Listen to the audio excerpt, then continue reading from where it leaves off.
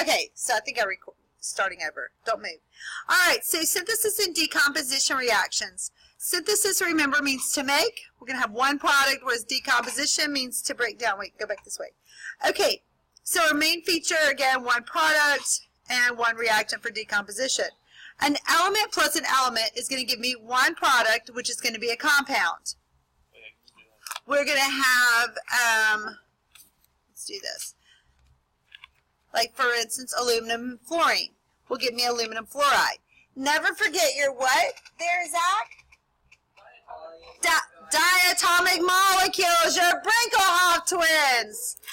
Remember your Brinkelhoffs, your bromine, iodine, nitrogen, chlorine, hydrogen, oxygen, and fluorine.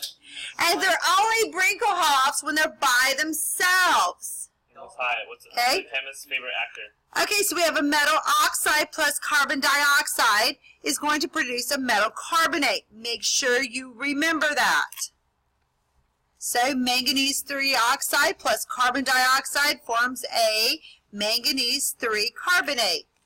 Okay, then we balance and write the formula. Metal chloride plus oxygen is going to form a metal chlorate. Again, we're going to write potassium chloride plus oxygen forms a potassium chlorate. Write the formula and balance. Metal oxide plus water forms a metal hydroxide. So barium oxide plus water forms barium hydroxide.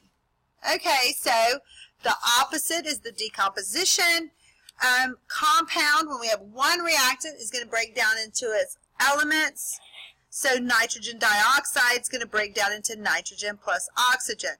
Nitrogen dioxide. Remember the prefix is the subscript. There are no charges. And then we balance it. Metal carbonate breaks down into metal oxide and carbon dioxide. Wait. Okay.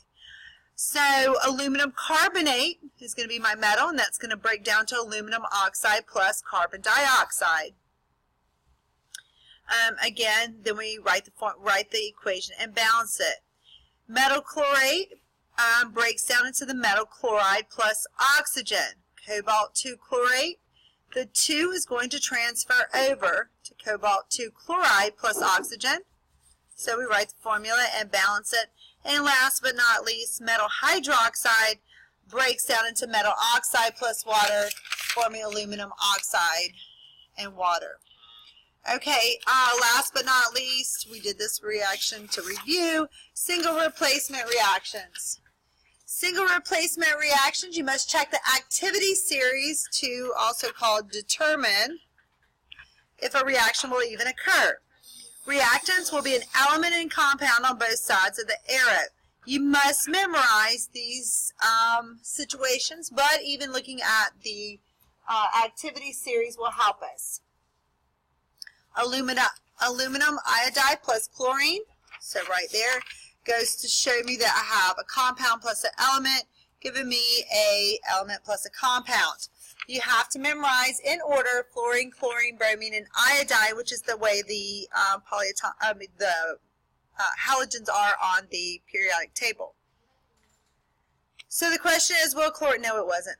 The question is, will chlorine replace iodine? Yes, because chlorine is more active because chlorine is above iodine. Okay. Will bromine replace fluorine? No, because it's below it on the periodic table. So a more active metal will, wait, you're messing me up, dude. A more active metal will replace a less active metal using the activity series. Zinc, nitrate plus barium.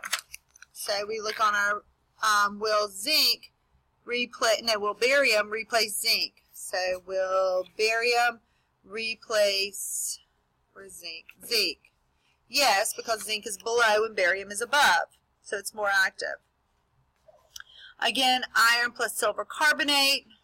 So one of the big things with this is if you get confused what will bond, go ahead and write whether it's a cation or anion above. And remember, the same charge can never bond. You can't have two like charges, they repel each other. Can we stop? Almost. My arm hurts. Calcium permanganate plus nickel. And I will always give you the oxidation number even if the reaction will not occur because you have to have it because nickel is a transition metal.